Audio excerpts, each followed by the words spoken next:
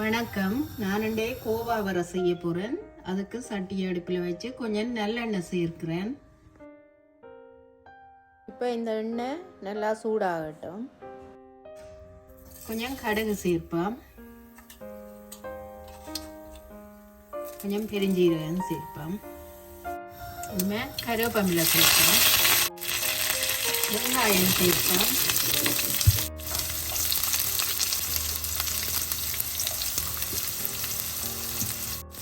கோவா வரைக்கு கொஞ்சம் சின்ன தான் இந்த வெங்காயத்தை வெட்டி இருக்கணும். இந்த வெங்காயம் வதங்குறதுக்கு கொஞ்சமாக உப்பு சேர்ப்போம்.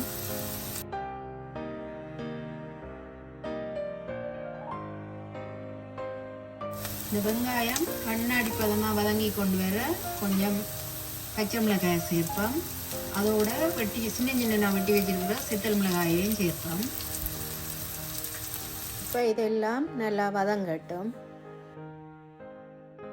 கோவாவை நல்லா மெல்லிசாக வெட்டி நான் இப்போ கழுவி எடுத்து வடிய விட்டேன். நான் அதை இதோடு சேர்க்கிறேன்.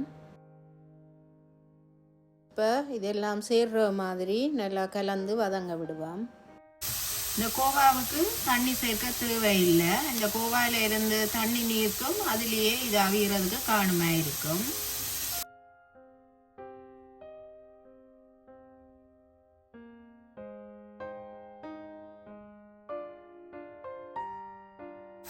அதோட உப்பும் சேர்க்க போகிறோம். அப்போ அந்த உப்பில் இருந்து வர தண்ணியிலையும் இந்த கோவா அவியம்.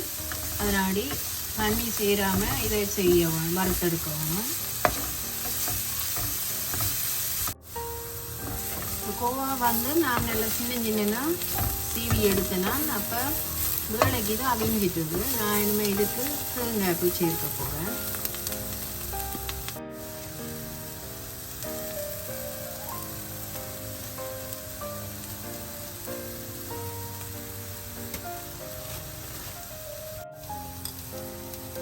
கொஞ்சம் மஞ்சள் தூளும் சேர்க்க போகிறேன். அதோட வறுத்தரைச்ச சீரக மிளகு தூளும் கொஞ்சம் சேர்க்கிறேன்.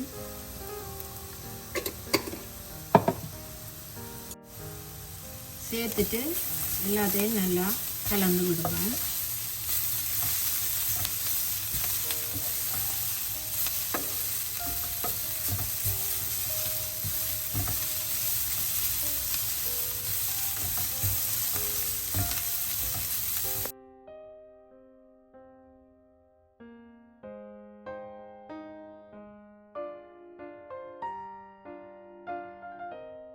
இந்த கோவா வர ரெடி ஆகிட்டுது. நான் இப்போ இதை ரக்கி எடுக்க போகிறேன்.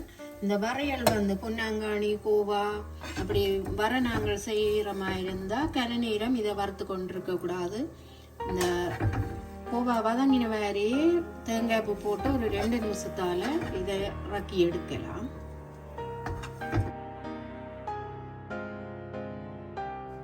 நான் இந்த கோவா வரையை செய்து எடுத்துட்டேன். இந்த ரெசிபி உங்களுக்கு பிடிச்சிருந்தா எங்களோட சேனலுக்கு ஆதரவு தாங்க.